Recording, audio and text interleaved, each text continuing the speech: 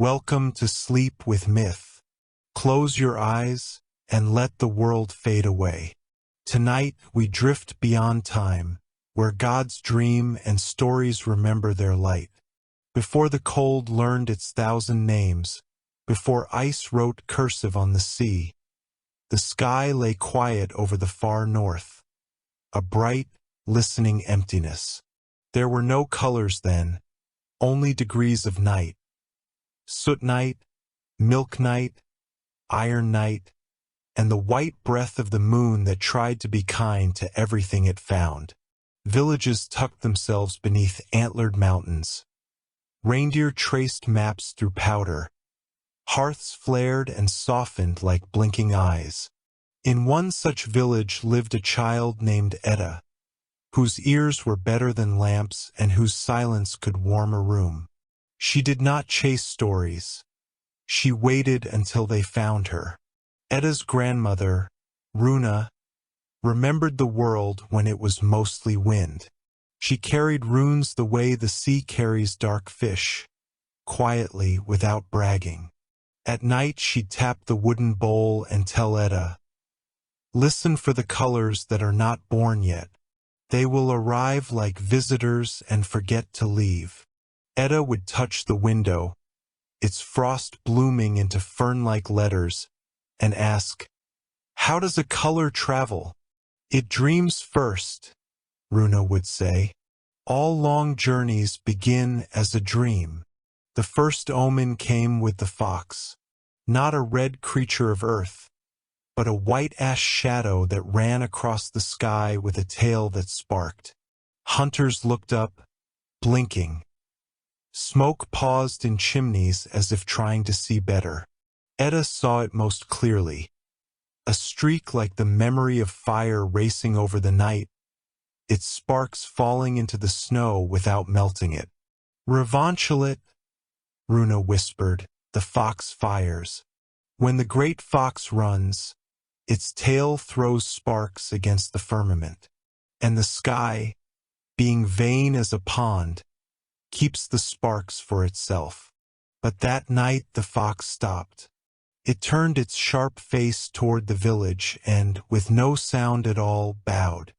Etta felt her name vibrate inside her bones as if spoken by mountains. In the silence that followed, the snow hummed, the small, honest hum of something beginning. That winter walked with long steps. Fish slept under glass rivers. The moon braided itself from week to week. Wolves stitched the dark with patient threads. Etta gathered driftwood runes along the coast. Each was a letter from the sea. For wealth, for breath, for the road no map could hold. She placed them in a circle around the hearth. "Careful," Runa warned. "Letters remember who asked them to dance." The circle opened like a mouth. Out of it rose a breath you could see. Green at the edges, violet at the tongue. It climbed to the rafters and pressed its cheek against the roof, curious, tender. Etta did not fear it. She cupped the air like water and felt it shiver. "Are you cold?" she asked the invisible guest. It answered by lifting a single spark from the fire and laying it outside the window on the snow, where it tried to bloom. On the fourth night, the wind arrived wearing bells. Not the festive jangle of markets. This was the shy bell sound you hear after forgiving someone. It moved through the village, leaving doors slightly open and dreams slightly altered.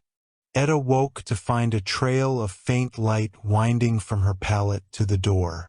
Runa slept, smiling the way old sailors smile when they finally see the harbor they were aiming at all along. Etta followed the light. It led her past sleds crusted with frost, past nets sleep-curled on pegs, past the reindeer whose breath made small temporary suns. Down to the frozen shore she walked, where the sea spoke its slow, crystalline language. A curtain of green lifted from the horizon as if the world were pulling back one eyelid. Beneath it, purple bruised the heavens in gentle petals. Above it, blue learned how to sing without making a sound. The sky had begun to dream, but a dream pulls on everything near it. Nets, names, bones, promises. Etta heard low voices under the ice, a choir of months clearing their throats. She knelt and placed her ear to the frozen skin of the sea. Beneath, the ocean hummed a rune older than ships, which means hawk and also horizon and also the honest line between a question and its answer. "Why have you called me?" Etta asked. The sea speaks in touch, not sentences. Tapped gently against the ice twice, yes, yes. Then once more, wait. Runa found her at dawn, the sky still green as a held breath. "Grandmother, there are letters under the ice?" Etta said, cheeks bright with cold. "There are letters everywhere," Runa said. "But the north writes in light when it wishes to be understood." She drew a circle on the snow with her staff and placed 3 things inside. A bead of amber, a sliver of mirror, a single reindeer hair. Amber is trapped sun. A mirror is polite darkness. A hair is a promise to return. Stand in the circle. If the sky truly dreams, it will remember you. Etta stepped inside. The aurora bent like a willow and poured itself down along the air. It did not touch her skin. It touched her shadow. Her shadow warmed and lengthened, then turned its head, as if it were a person standing beside her. The first god came as a raven who had run out of distance. Hugin, thought, or maybe Munin, memory, no one can always tell the brothers apart. He landed on Runa's staff and peered at the bead, the mirror, the hair. "Thoughts fly in daylight," said the raven, "but memories prefer the dark. Your circle has both. The sky is pleased." "Does the All-Father approve?" Runa asked. The raven pecked the mirror until it gave back a smear of dawn. "Odin approves of what teaches him something." He turned to Etta. "Tonight the lights will write you a road. Do not walk it unless you are willing to learn your own name again." "What is wrong with my name?" Etta asked. "Nothing," said the raven, "until it is spoken by mountains." The village gathered on the ridge. Every story wore fur. Children caught snowflakes on their tongues and declared the taste to be stars that forgot their duties. The aurora rose like green smoke pouring from a seam in the world. Old men crossed themselves with gestures inherited from ancestors who never met a cross. Old women hummed syllables that snow understands. Etta stood at the circle again. The road the raven promised unfurled. An arch of light stepping from horizon to horizon again. It was not a path for feet. It was a path for listening. She closed her eyes and walked without walking. She found herself not on the ridge but in a hall of light with no walls, only edges of permission. Columns of slow-moving green braided the air. Curtains of violet unstitched and restitched their hems. There was no floor, yet there was standing. At the far end sat a woman wearing a crown of needles and frost. A queen whose blood hummed with winter. She laid a hand on her chest. "Skathi," she said, "the goddess who chooses mountains over rooms." "You are small," Skathi added with no malice. "I am listening," Etta replied. "That is larger," said the goddess. Skathi drew a line in the air with her nail. It hung there, a glowing rune of ice. The stave that is a single ray and also a pillar and also a person standing. "Aurora is fire taught to be patient," she said. It is the blood of storms remembering to be art. When it moves, distances kneel. When it sings, names bow. She tilted her head, considering Etta. The north needs a bearer of its sleep. Will you carry a dream until it becomes a color? What must I leave behind? Etta asked. Heat, Skadi answered. But only the kind that makes you hurry. Etta accepted. The rune entered her like a breath. For a moment she felt herself stretched from ridge to horizon, from seal breath to star. When she exhaled, the hall collapsed back into night, but the night was new. Greener at the edges, wider in the middle, like a lung that had decided to keep the whole sky alive. Runa waited by the circle, her eyes shinier than the snow explained. Well? She asked. She gave me a thread, Etta said. Then pull, Runa replied. That night the aurora dipped so low it brushed the roof peaks. Children squealed when their shadows turned the color of limes. Dogs barked and then looked embarrassed for doing something mortal in front of such divine fabric.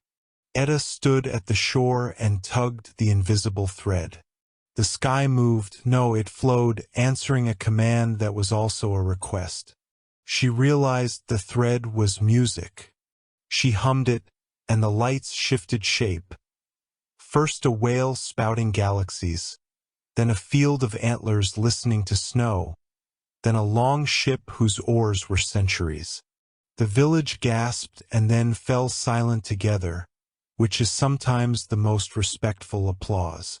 Every gift attracts its echo. From the far north there came a wall of cold that even wolves declined to climb. Within it, something heavy turned over in its ancient sleep. The old fire that lived beneath ice, the forge where dawns are sharpened. Etta felt it like a bell share its note with bone. Runa's hand found hers. Some dreams ask to be carried. Others demand to be met. Where? Etta asked. The sky will choose a door, said Runa. Doors are famous for that. Hugin, or was it Munin? Returned and plucked one of Etta's runes from the hearth circle. Raidho, he croaked. Riding. Journey. Order imposed on motion. You have asked the sky to dream. Now it will ask you to travel. He lifted into the aurora and vanished like a thought finishing itself. Etta looked at Runa. I am old, said the grandmother, but I walk as far as stories do. Farther, if they forget a line. They packed quietly. Dried fish, seal-fat candles. A charm against getting lost that consisted of being loved by someone who would remain. They left when the villagers fell asleep mid-story. The aurora tucked around them like a blanket. The snow kept its own counsel. Across it they moved with reindeer-sure feet, each step an agreement with winter. The lights wrote a soft tunnel ahead of them. Constellations leaned close as if to eavesdrop on their own making. At the first rise, Etta looked back. The village was a gentle constellation of orange embers. Felt like a page she had not finished reading. Pages wait, Runa said as if hearing the thought. Stories drift. We will return if returning is the true ending. Beyond the headland the world opened like a quiet mouth. There stood a plain of ice fissured by blue secrets. Beyond that, hills that wore the wind like music. In the center of the plain, a black stone sat upon the ice as if the earth had grown an eyelid. The aurora gathered above it, concentrating, choosing. There, said Runa, your door. They approached, breath weaving its white lace between them. Etta placed her palm against the stone. Under her hand, it warmed. Not the warmth of fire, the warmth of being remembered. The stone turned transparent. Inside it, something red flickered once, like a heart deciding to continue. Below the sky is another sky, Runa said. Beneath ice, fire. Beneath light, sleep. What you seek is in the place where opposites share a cup. Edda stepped forward. The stone became air. The air became stair. They descended without going down, which is to say they allowed the world to become deeper. They entered a cavern whose walls were slow snow and whose ceiling was the secret side of the aurora. Its roots, its first grammar. In the center burned a flame that made no heat and cast no shadow. It had the color of green translated into courage. A shape coalesced beside the flame. A woman tall as distance, wearing a cloak of night stitched with fox hairs. Her eyes were the steady amber of old sap. Goddess of the fire that does not burn, Runa breathed. Alofa, she added softly. Love, though no one could say to whom the love belonged. I am what the sky dreams when it remembers earth, the woman said. Edda, bearer of the thread, will you keep the north gentle while it burns? Edda bowed without lowering her gaze. Yes, she said. Then take this ember, Alofa replied, offering what looked like a leaf made of light. Feed it with listening. Quench it with praise. Never force it to be seen. Edda cupped the ember. It sang. Not loudly. Like a promise you can hear even while snow absorbs most of it. The cavern brightened a fraction. The aurora above the world answered with a chord. Runa's old hands trembled and steadied. Now we walk home, she said. Not yet, said Alofa. First you must learn the cost of asking the sky to speak. The flame revealed a vision. Villagers standing outside their doors, dazzled, unmoored. Hunters missing the old plain dark. Animals shifting their migrations by the counsel of new colors. Light teaches. Light disturbs, the goddess said. Can you carry its consequences as gently as you carry its beauty? I can try, Edda whispered. Trying is a kind of vow, Alofa replied. When they rose from the cavern, night had become an instrument tuned for kindness. The aurora flowed overhead like a river that had learned choreography. Far off, the fox ran again, its tail combing sparks into the sky, and seeing Edda, bowed once more. She bowed back, and the sparks curved into the shape of a road that faced home. They walked. The ember did not cool or scorch. It waited the way northern things wait, with patience dressed as eternity. At the ridge, the village breathed them in with 20 small doors and one great silence.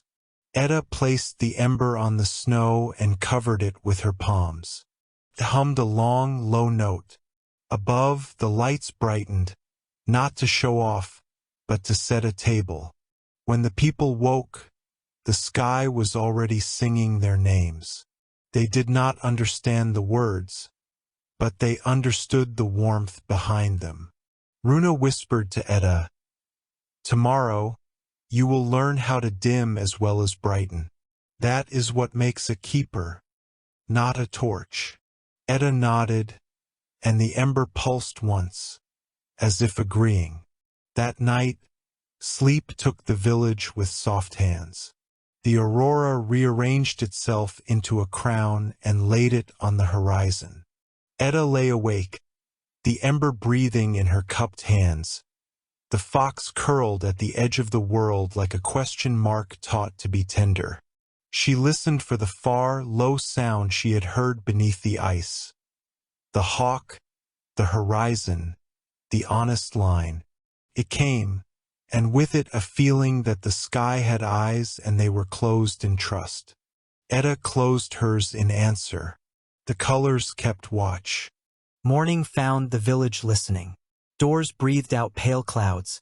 Sled runners creaked like waking bones. Kettles sang in a key the wind understood. Overhead, the aurora lingered like handwriting the sky had not finished. Its green loops half a sentence. Its violet strokes a promise still thinking. Etta stood at the ridge with Runa and the fox that was not a fox, tail bright with remembered sparks. In her hands, the ember alofa had given sang the soft note of a held chord. Today we learn to dim, Runa said, smiling the way fires do when you feed them slowly. Etta nodded. To brighten was joy. To dim would be mercy. She cupped the ember and hummed back its tone. A breath lower, a breath kinder. Above them the curtain thinned. Colors folded like wings and rested against the horizon. Not gone, only gentled. Good, Runa whispered. Light obeys the one who listens more than the one who commands. News travels by snowshoe and by rumor, and rumor has longer legs. By noon, travelers from the steppe arrived behind their reindeer. Their coats stitched with stars, their faces lined by maps the wind had left. They had seen the lights knot themselves into shapes only ancestors remembered. Whale, river ship, crown. They asked for the girl who tugged the sky. Etta bowed in a way that did not disturb the air. What will you do with power when the hungry ask for spectacle? A woman with antler-carved beads wondered aloud. Etta looked at the horizon. Teach it to be quiet with me. The woman nodded. Then we will share meat and news. They ate seal stew that tasted like steadying. Men spoke of bears who had changed their routes to walk beneath the green road. A child said the stars had followed her home like kind dogs. Etta listened until the stories slowed, and then she dimmed the lights until the village was wrapped in a shawl of dusk. Sated eyes slept more peacefully than dazzled ones. At dusk, if such a word still meant anything, a raven stitched a black seam across the sky and landed on Runa's shoulder. Hugin thought, or Munin memory. Roads multiply, croaked the bird.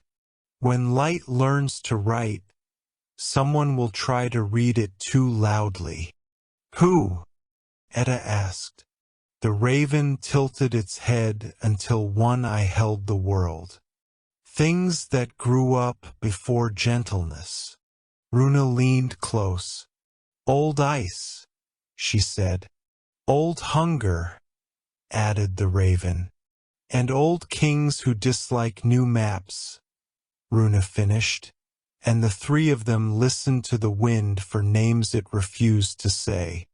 The first test came as a wall of cold with a logic of straight lines. Where the aurora curved, the cold drew angles. Where the lights braided, the cold unspooled. It slid along the plain with the slow certainty of myths that never apologized. Reindeer snorted, stamping warmth into the snow. Windows bloomed with frost flowers that bit even the wood.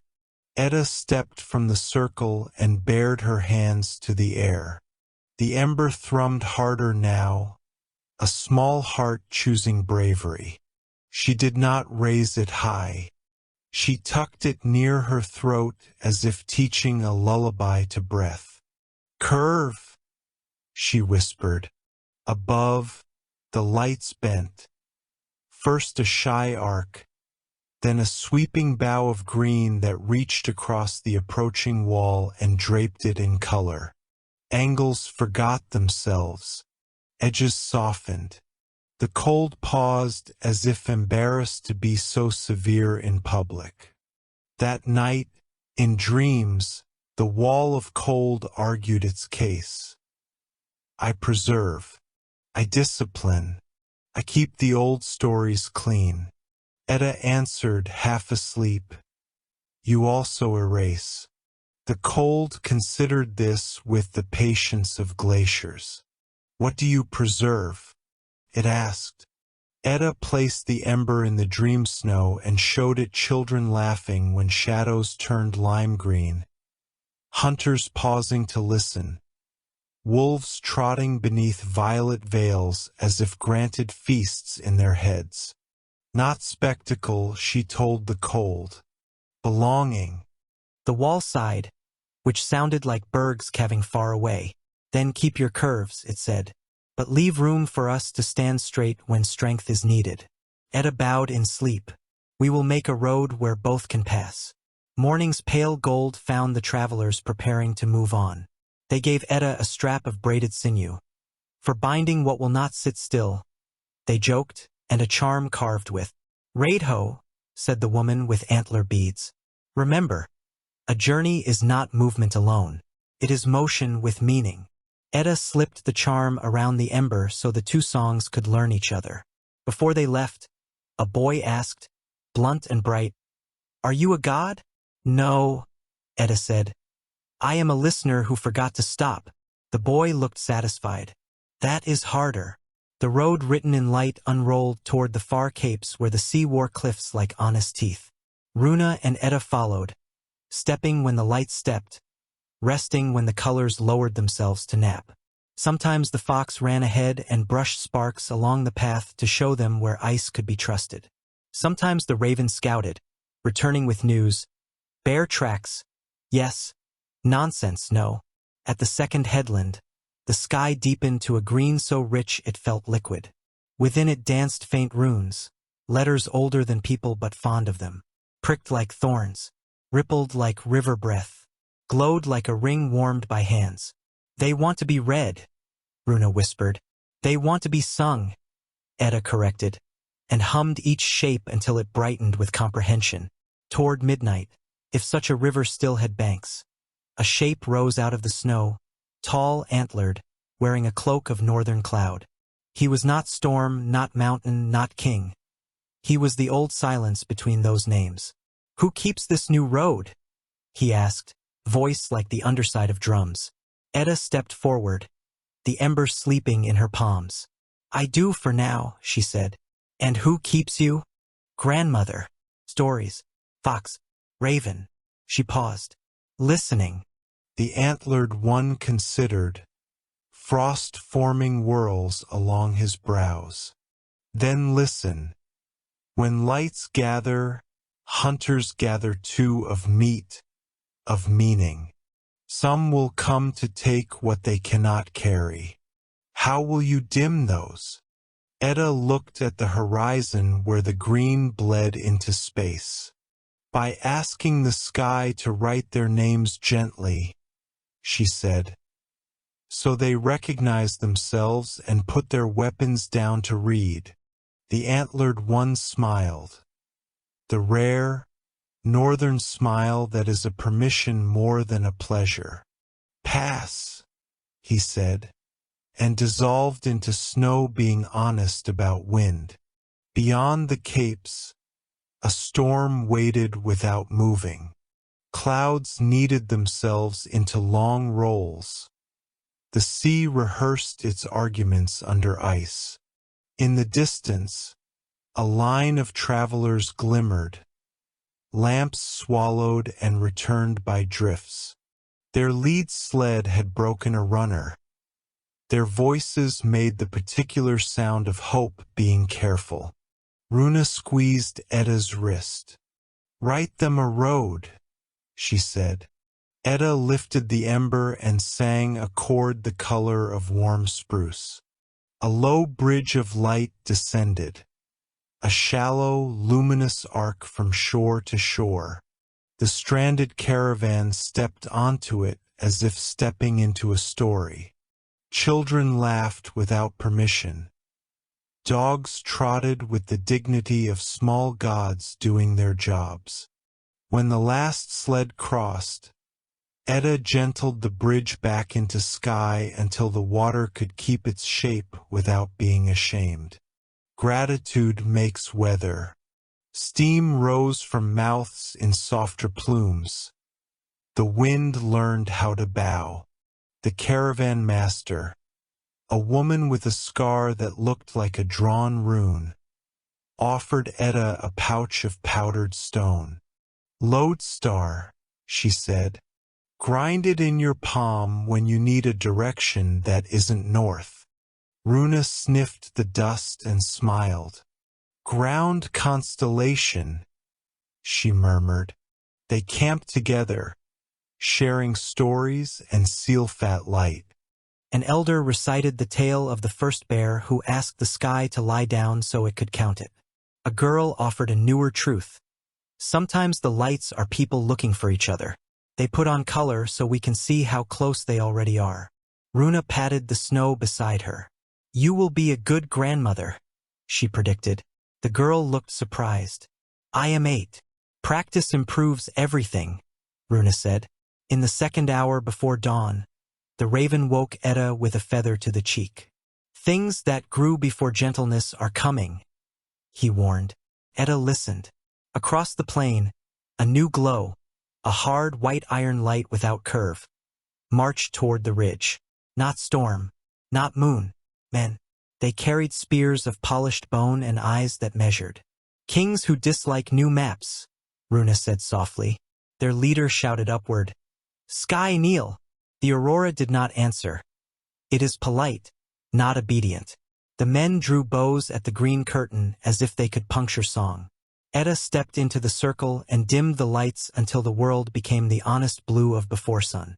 Weapons lowered, confused by the sudden lack of spectacle. She raised the ember just enough to warm faces, not sharpen edges. Welcome, she called, to the road that writes your names. She sang their names, one by one, as the raven whispered them into her ear. Names complete with the syllables they had hidden. Astonishment fell like fresh snow. A man dropped his spear because no one holds a weapon while hearing their whole name sung back without judgment. Another wept because he had forgotten his father's second name until that moment. The leader tried to be iron and failed kindly. We came to claim, he said, letting the sentence apologize for itself by ending. Then claim this, Runa replied, tapping her chest. Breath, share it, then move on. They did, stumbling, warmed by something older than victory. When the men had gone, the sky returned as if from a deep, patient breath. Green climbed the ridge in soft ladders. Violet spread like a bruise forgiven. Etta felt the ember murmur a tired pride. Cost? She asked the raven.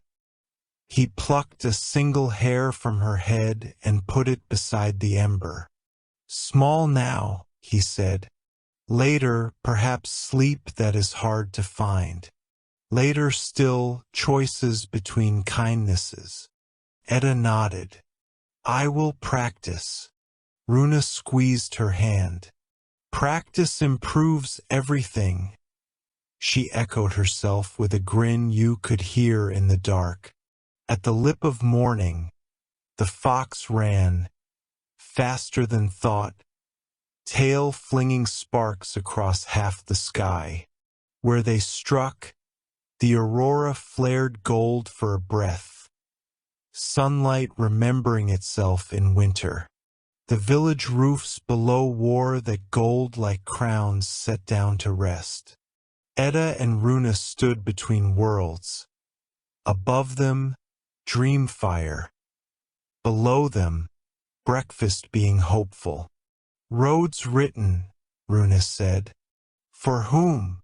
Etta asked. For whoever needs to arrive gently, Runa answered.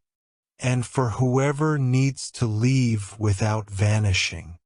The ember quieted, a purr beneath bone. The lights settled into a long, graceful band from west to east, an underlined promise in the book of night. As they turned for home, the antlered silence, invisible but felt, spoke once more. Keep the curves. Leave room for straight lines. Etta smiled into the wind. We will, she said. The aurora agreed, writing it down where anyone patient could read. Snow reworded the world overnight. Paths became possibilities. Fences became lines the wind could choose to ignore.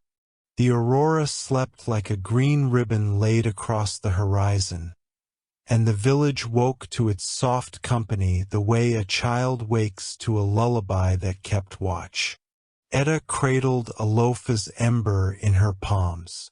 It sang a quiet note, not bright, not dim, but precisely enough. Runa nodded as if the sound were a bread she had baked 1,000 times. "Mercy has a pitch," she said. "Keep it." The raven arrived with a slow flap, landing on the ridgepole as if it were the punctuation at the end of a patient sentence. "Hear me," he croaked. "North of the capes, a rift has split the ice where no river lives. Beneath it stirs an old furnace. Things that grew before gentleness are hungry again." Runa scratched his neck. "Huggin or Munin?" "Both," he said, which was either a joke or a theorem. Etta tucked the ember under her cloak. "If the furnace wakes, it will bring heat without kindness," she said. Runa's smile was winter steady. "Then we will bring kindness without heat." They traveled along the light road the sky had written the night before. Where drifts rose, the aurora bowed and became a bridge. Where ice thinned, the fox ran first and painted edges with sparks the color of good decisions. At the last headland, the world opened like a quiet book left face down. Delicate spine, secret letters. The rift yawned where flat ice should have been. Vapor breathed from it in sighs that smelled of stone, salt, and the memory of thunder. Etta knelt and listened. Beneath the crack, fire moved like a sleeper searching for the shape of a dream. "What do you want?" Etta whispered into the opening. The answer came as warmth you could hear. A low chord, stalled between anger and use. Runa set 3 objects on the snow: a bead of amber, a splinter of mirror, a loop of braided sinew. "Old flame," she said. "Meet 3 kinds of remembering." Etta held up Alofa's ember. Its song braided itself around the rift's cord until the 2 tones found their middle. The steam thinned. The crack narrowed as if a mouth had decided not to say something unkind. From the far side of the rift rose a figure robed in white smoke, antlers laced with black frost. Not king, not storm, the silence that taught both how to stand. "Keeper of the curve," he said to Etta, "your road has awakened appetites. Some come to eat light. Then the road must feed understanding first," she answered. He leaned, and frost hissed where his breath touched air. "The furnace below is the first fire placed under the sky, the forge where northern dawns were tempered. If it wakes angry, it will unmake patience." Runa tapped the mirror so it returned a thin ribbon of green to the antlered brow. "Let it see itself before it decides what it is," she said. "Wise grandmother," the figure murmured, and dissolved into the drifting steam. Etta lay flat and lowered one hand into the rift until the ember hovered above the dark. There a pulse. Not heat but intention. She remembered Alofa's warning. Asterisk light teaches. Light disturbs. Asterisk. "Teach me where you hurt," Etta said to the unseen flame. The answer came as a picture formed of warmth. Ships scraping the ice above too early in the season. Iron teeth gouging routes where the seals puppied. Torches thrown in celebration that forgot respect. "Noise," Etta translated. Runa's mouth tightened. "We will play a quieter instrument." They built a circle on the ice from snow packed with bare hands. Small, careful, mortal work. Etta placed the ember in the center and sang not upward to the sky but downward to the dark. A chord unfolded, gentle as the space between two old friends sitting together. The rift's vapor softened. Somewhere deep, something unknotted. The aurora bent low until its skirts brushed the circle. Green bled into blue, blue into a violet that forgave even yesterday. The old furnace breathed once, twice, and settled into a slower dream. By evening, travelers arrived. Fishers led by a woman whose face carried the map of a hard winter. Her people had been forced farther and farther to find waters that still kept their promises. "We followed the road," she said. "Does it lead to mercy that can be eaten?" Runa shared dried fish and the last of the sweet sealfat candles. "Mercy," she said, "is spice, not meal, but it makes meal last." Edda asked their names and sang them back, syllable by syllable, with the ember's note beneath. You could see shoulders loosen, jaws unclench, eyes return from distances they'd been holding alone. Children cupped snow as if it were soup because the air itself had become nourishing. A sound like distant kettles rattling announced the king's Hootis-like new maps. They arrived lined in bone and certainty, bows unstrung but visible, a threat held like a habit. "We saw your bridge of light," the leader said. "We will take the fire beneath. Our halls are cold." Edda shook her head, a motion like feather fall. "This flame is not for halls. It is the breath of patience. Carry it wrong and it becomes anger." "Anger heats," said a young man too quickly. "Anger cooks short meals," Runa replied, "then eats the pot." The leader stared into the rift, eyes flattening the world into resource. Edda lifted the ember until its glow painted his face with his own outline. "Hold out your hands," she said. He did. She placed the ember on his palms and sang its lowest note. It did not scorch. It did not soothe. It simply asked, "What will you warm?" His jaw worked once. He blinked like a man who had found his reflection somewhere it had no use pretending. "My daughter," he said finally. "Her cough. The room where she tries to sleep." "Then take this copy," Edda said, cupping light from light with a gesture that felt like a blessing learning its job. The ember made a twin the size of a thumb and climbed back to her hands without loss. "Feed it with listening," she said quietly. "If you shout, it will go out." Word of that lesson traveled faster than sleds. Hunters came and left with small embers and long instructions. A midwife asked for a spark to warm first breaths who arrived too far from morning. A widow asked for one to keep bread company while it rises. To each, Edda gave a copy and the rule Alofa had placed on her tongue. Never force it to be seen. The rift calmed to a seam. Sometimes it widened with a sigh when the world forgot itself. Sometimes it narrowed when someone somewhere remembered a better way to hold a tool, a tone, a child. At the blue hour between dusk and night, a shadow without body crossed the snow and stopped at the circle's edge. It stood like a question that had earned the right to remain a question. "Old ice," Runa whispered. "Old hunger," the raven translated from a nearby post. "Asking whether it still belongs." Edda opened her palms. "Belonging does not dull you," she said gently. "It teaches you where you help." The shadow considered. Finally it lay down beside the rift as if to cool the furnace's temper, and the steam thinned to the breath of a sleeping animal. Even hunger, it seemed, preferred having work to do. Snow began to fall, not the frantic kind that erases paths, but the thoughtful kind that edits them. Under that edit, the caravan master returned with news.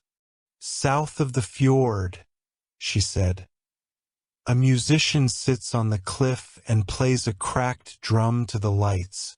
The aurora answers. Lovers quarrel less on those nights. Runa laughed. Good. Let him crack 2 drums. The woman handed Etta a pouch. Lodestar dust again? Etta asked. Grounded gratitude, the woman said. Pour a little on the road where it frays. The sky lowered until the aurora could have been mistaken for a river you could wade. Children waded it anyway with their shadows, cheering when green ripples obeyed their fingers. Etta watched and kept time with her breath. She dimmed before delight became damage. She brightened before wonder turned to wanting. The raven hopped down to the circle and drank invisible light as if it were a liquid offered in a polite cup. Your mercy has pitch, he said, echoing Runa. Keep it. The 4th part of your road waits where cliffs learn to echo. There you will choose between 2 kinds of kindness. Runa sighed. Kindness is greedy for choices. Greedy and right, the bird agreed, and became punctuation again against the white. They slept little and enough. In dreams, Alofa's voice was a coast. Asterisk, do not rescue what can learn. Do not test what is trying to breathe. Asterisk. Etta woke with those instructions braided into pulse. She looked at the ember and realized it had grown no larger, no brighter, only truer.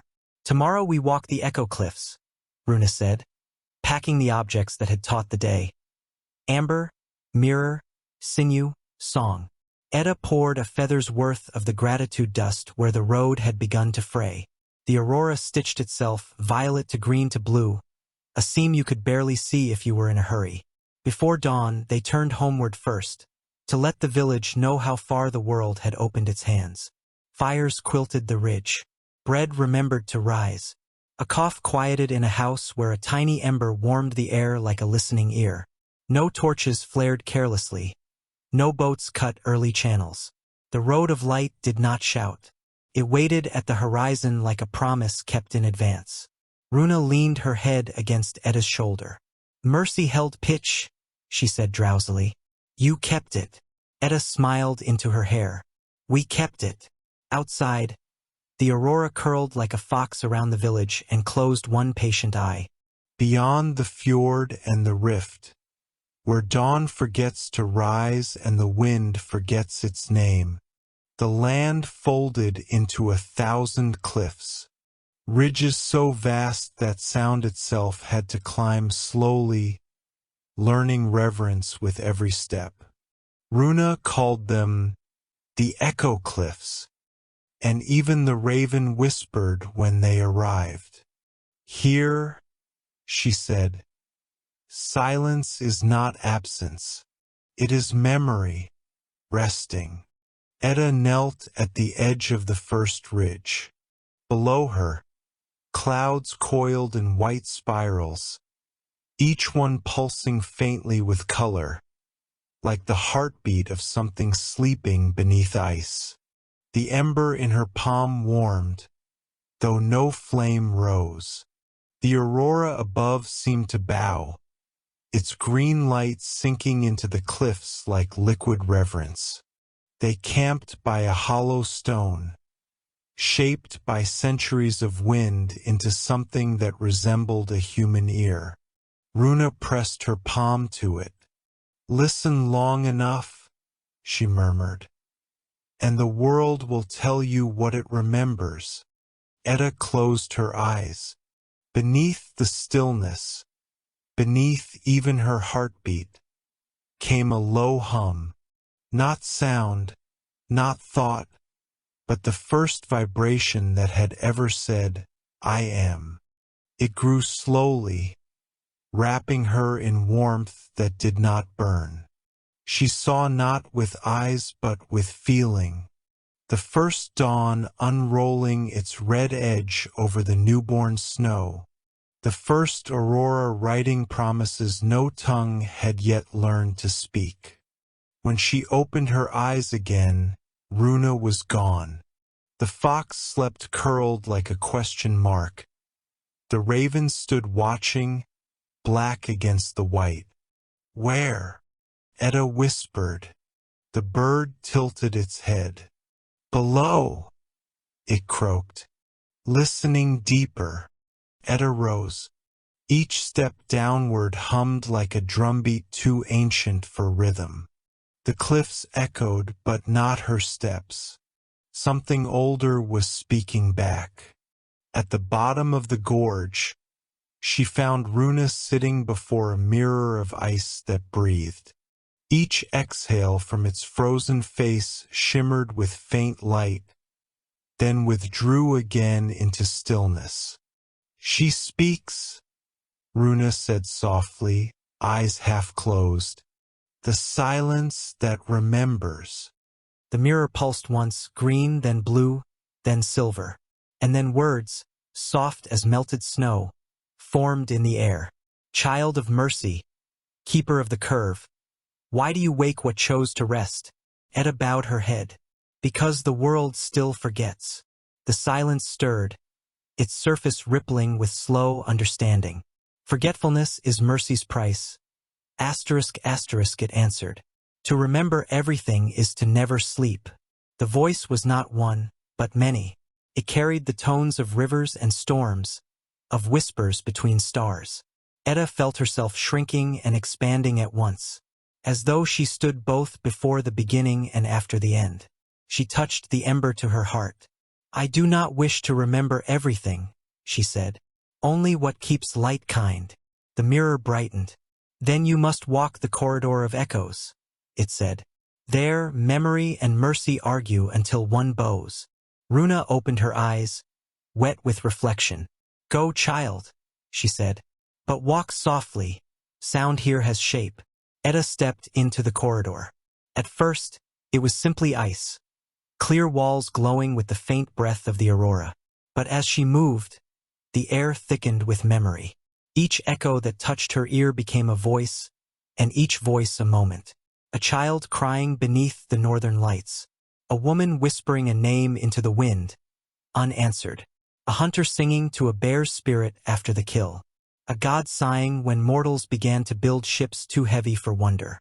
Every sound was a story still searching for its end. Etta stopped when one voice, soft, trembling, spoke her own name. "Etta." She turned. In the reflection of the ice stood her mother, not as memory, but as presence. Her hands glowed faintly, as if filled with dawn. "You carry too much light," she said. "Even mercy can blind." Etta stepped closer. "Then what must I leave behind?"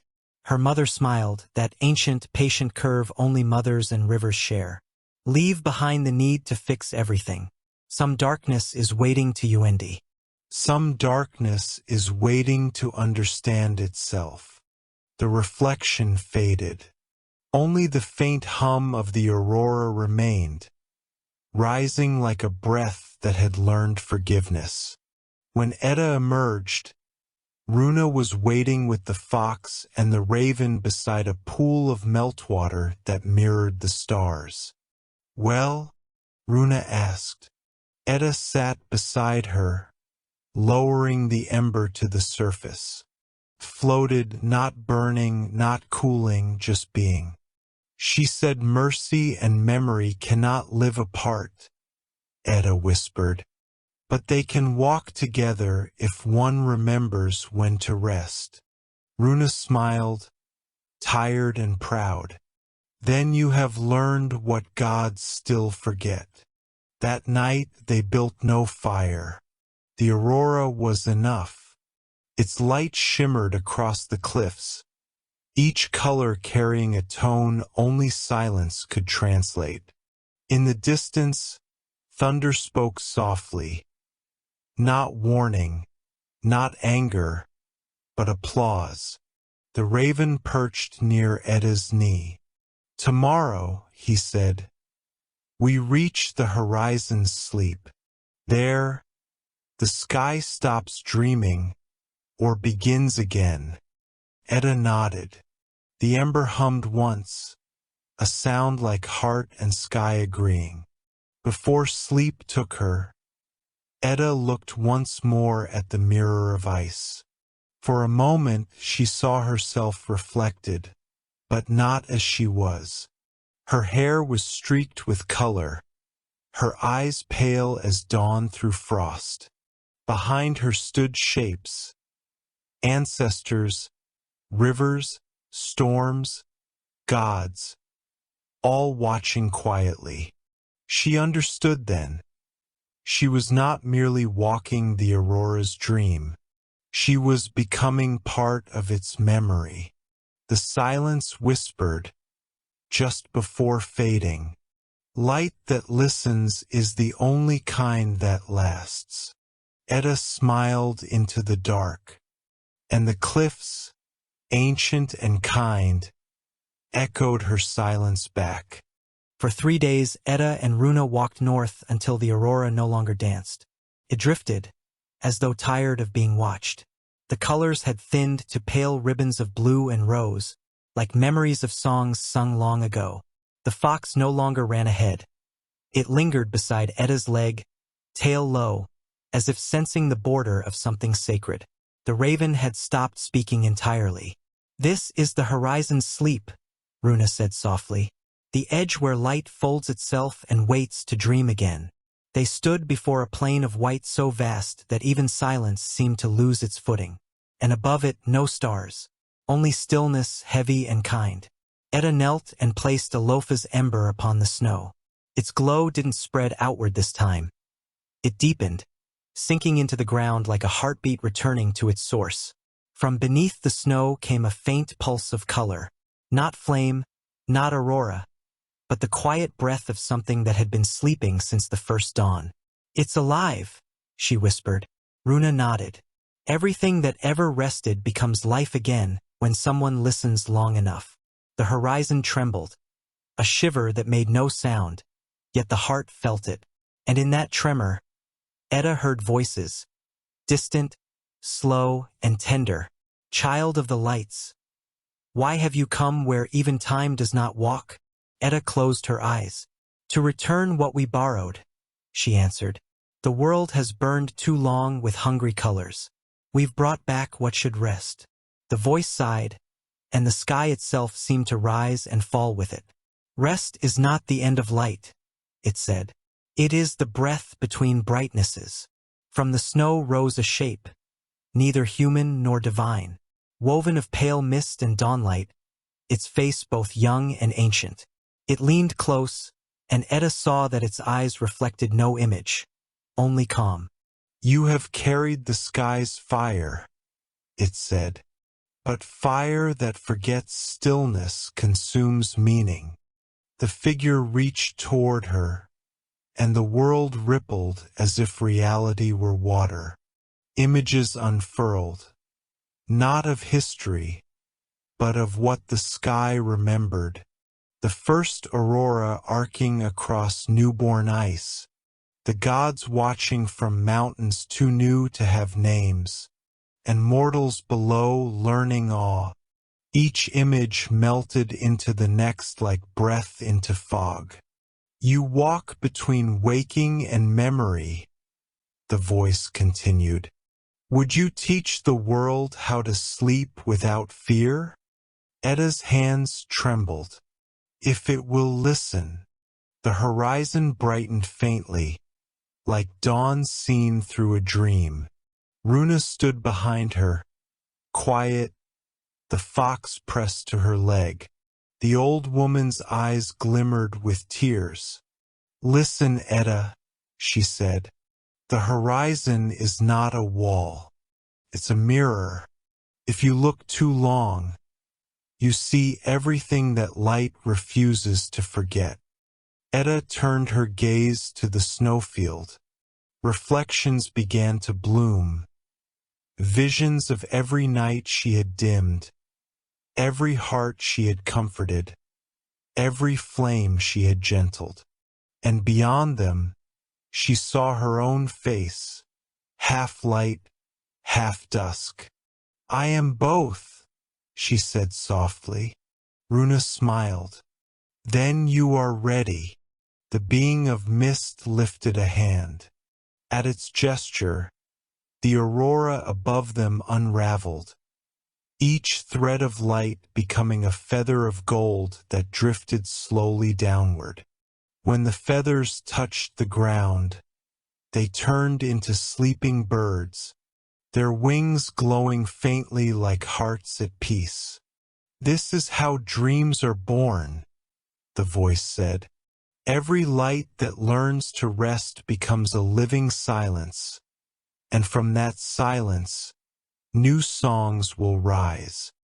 Etta bowed, letting tears fall onto the snow. Each drop became a tiny spark that did not rise.